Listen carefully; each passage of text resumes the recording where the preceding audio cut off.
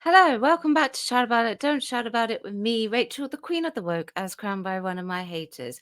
Don't forget to like, share, and subscribe to my channel. Thank you to everyone who's subscribed already. I couldn't do it without you. I'm trying to get to 1,200 subscribers. Can I do it? Who knows? So the Olympics is, of course, causing major controversy with Lin Yu-ting and Imane Khalif in the boxing. So the IOC and the IBA actually severed ties around about the 2022 time with the Russian invasion of Ukraine. The IOC have reason to believe that the IBA has been involved in some political and fixing of results, let's just put it like that. They believed that the results against Lin Yu-ting and Imane Khalif were cobbled together. So the other day, I released a video on the boxing controversy between Imane Khalif and Angela Carini, and it was an interesting thing to research because there was so many bits of information that was incorrect and everything was contradicting each other. It really was quite a spectacle to actually go down the rabbit hole into, so to speak. It took me some time to actually make that video, a lot of time to make that video, I would actually say, because it was very difficult to establish what is potentially fact, what is a potentially misinformation. I think I managed in the end to produce a video that was at least fair and as factual as it possibly could be with the information that I could find. Now, of course, the fallout is still going on. Ling Yuting had a victory the other day, and Imane is definitely now within the medal position. Actually, I think Ling Yuting is as well. So we know what X can be like. Very like much of the trans woman, this is a man, this is a man, this is a man. TikTok is the other way around. So I gathered together some TikToks in the hope to see what the TikTok side was actually thinking about this whole entire situation. So a couple of the videos have copyright music, so I will be cutting the sound out of those videos. Let's begin. Me, because the whole world is spreading rumors about a female Olympic boxer who has naturally high levels of testosterone.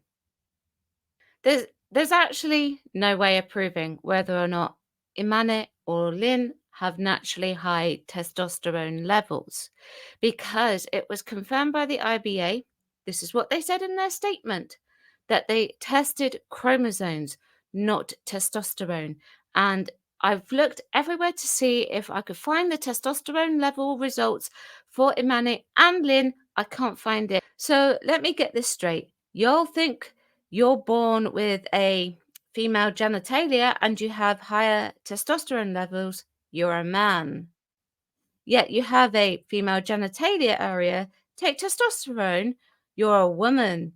But also, if you have a female genitalia, you'll never be a man. But also, if you have elevated testosterone, then you are never a woman. Under what circumstances would a biological woman actually need to take testosterone for? Because if a biological woman takes testosterone, then surely things will change. Like facial hair, voice getting deeper. It would be a very rare genetic condition, right, where you would actually have to take testosterone as a biological woman. You're more likely to take hormones as a biological woman. And women can actually biologically have naturally higher testosterone levels. There are all sorts of conditions that actually warrant that. DSD is also one of them, believe it or not. And there is reason to believe, although it's never been confirmed, that Imane and Lin both have DSD. Biology is complicated sometimes. Okay, so this is Aman Khalif, and she's an Algerian boxer and Olympian. She, I think it was like less than 50 seconds. 46. She hit really hard. Because of the strength of which she hit, people determined that she is clearly transgender or clearly a man. We should put her in the ring with Mike Tyson. Because of the IBA statement from 2022 and 2023 chromosome testing and the other test, which they have not released the information. And see how it feels. The internet is really mean. So when I go down a rabbit hole, I always try to collect as much information that is close to being factual and I can look at it as a whole, and it's always with the intent to understand. What I have found is that That's my method. I try my best to do that. every mother, brother, sister, lizard, hamster, uncle, whoever it is, all have an opinion on chromosomes. There are people who are like, yeah, well, I'm not looking at her masculine features. I don't care about that. I'm just looking at her chromosomes because it was proven that she has XY chromosomes. Except in biology, in middle school, they don't really teach you about epigenetics or genetic disorders or mutations. That is true, yeah, but, you know, if we're just looking at the XY chromosomes, because this is all that we have currently to go on from the IBA, then this is why people are drawing to those conclusions. Genes. There are females with medical conditions where it affects their hormones. I Yeah, have no, that's Hashimoto's. right. My thyroid loves me. PCOS, perimenopausal, your pituitary gland, your adrenal glands. There's a number of PMDD. There's so much. We go through a lot, okay? So did you know that you can be a biological female with a genetic disorder? Yes, and I think a lot of people do actually know that, and in many respects, she's right. This is the sort of thing that actually, if you think about it, needs to actually be taught in biology in schools. That's actually something that's very important. With XY chromosomes? It doesn't make you a man, it just makes you. Yeah, that's true.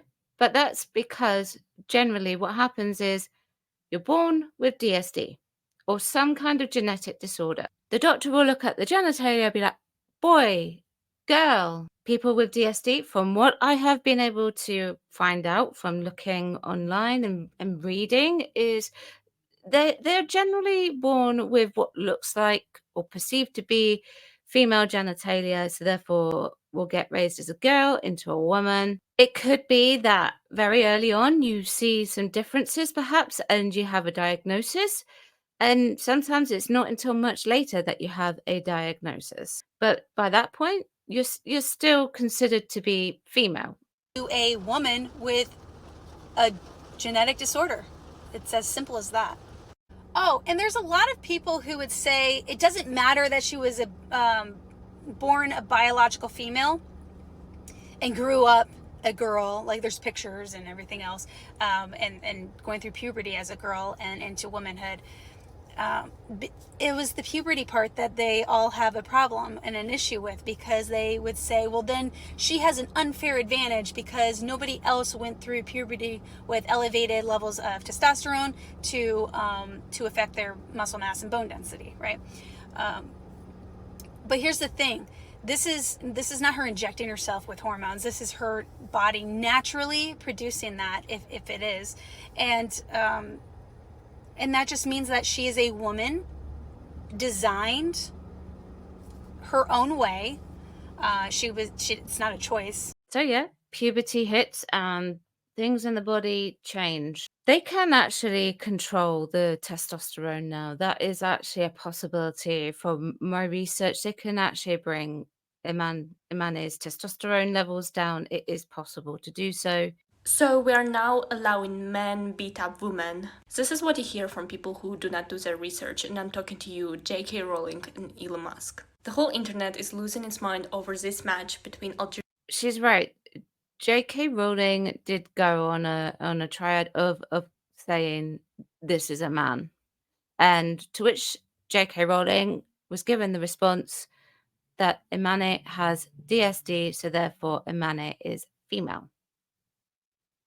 Algerian boxer Imane Khalif and the Italian boxer Angela Carini. The match lasted only 46 seconds after Carini quit. Later she said she never felt being punched like this before. So the whole internet started accusing Imane Khalif being a man. Despite her being assigned female at birth, being a cisgender woman her whole life, has been competing in women's sport for a long time, and she comes from Algeria, It's illegal to be trans in Algeria. where being a transgender is illegal. Just because Imane Khalif produces more testosterone, as IOC said, on a male percentage of testosterone does not make her a man. Women with high level of testosterone do exist, and it could be for various factors, for example, PCOS. Also, this is not That's the second time the PCOS has come up. Anna Khalif's first Olympics. She competed in Tokyo 2020, where she lost a match against Irish boxer Kelly Harrington. But the International Boxing Association banned Imane Khalifa because they found XY chromosome. Oh, do you mean the Russian-led organization that is banned to do anything with the Olympics? And there has been a lack of clarity in the testing procedures and its results.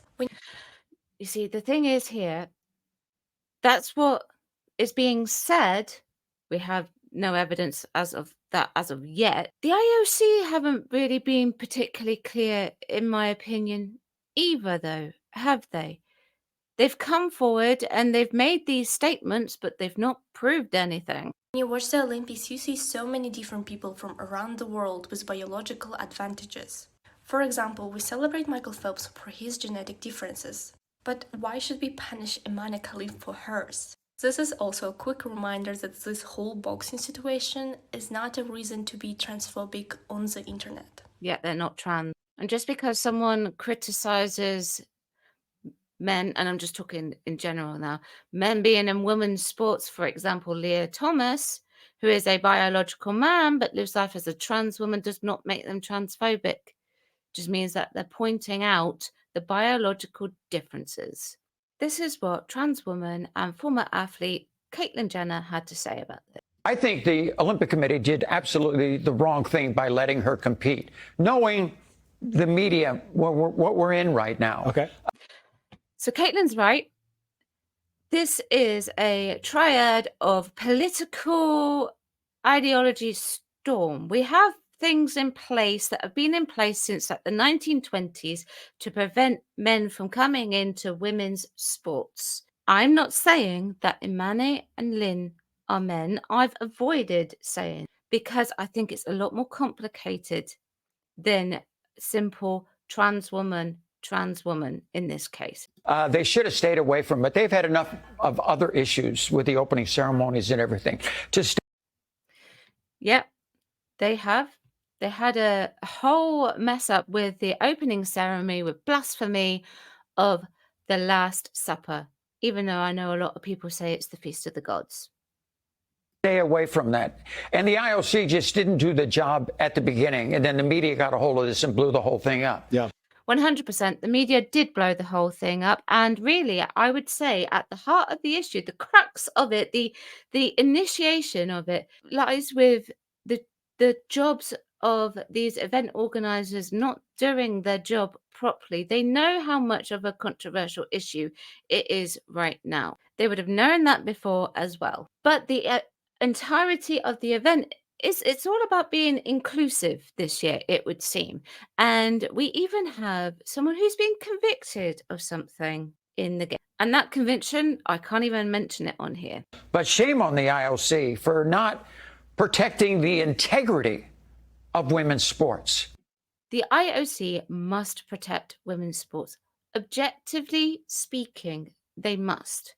Okay, because what this does is all of this controversy with people like Leah Thomas being banned from the Olympics because of obviously biology, biological male, all of that.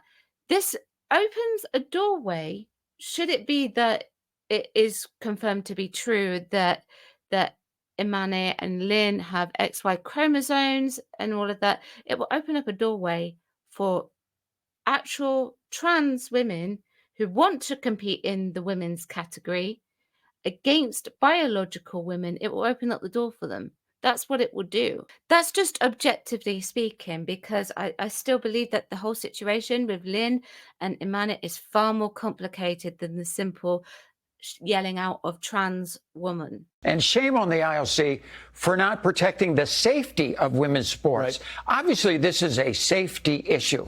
We don't know the testosterone levels of Imane or Lynn. I couldn't find them anywhere, like I have said. Karini felt her safety was in jeopardy. She did the right thing. That was her choice. And I stand by that choice with her. Doesn't mean that people should go and bully Imane or bully Lynn or bully Angela. Really shouldn't be bullying anyone at all. Okay, so that's what TikTok think of it. It's a slightly different approach. Interesting to hear what they actually thought about it. The semi-final for Imane is actually tonight at 21:34 p.m. BST. So it will be interesting to see what happens, I guess. And I'm sure that media will kick up a massive storm. So it's clear that the IOC really want to actually protect the integrity of Lynn and Imani and defend them. They want to obviously stop the bullying, stop the spread of potential misinformation. There is a theory that they're both born with DSD. We know that it's illegal in Algeria for Imani to actually be trans. So, of course, Imani would have been raised as female. This is not going to go away very easily, particularly with the semi-finals and the finals of the boxing that are coming up this week. And we know that Imani is in potentially a bronze position here. And I believe it's the same for Lynn as well. So if there really is nothing to hide, then maybe, just maybe, do the gender testing. Prove it. Obviously, I know that's incredibly rude of me to say that, and I acknowledge that. But if we want people to calm down about it, then maybe that is the way forward. That's it for today's video. Let me know what you think. Chat about it, don't shout about it. Subscribe to my channel if you would like to. Thanks very much for watching, and I'll see you tomorrow at 4 p.m. Bye bye.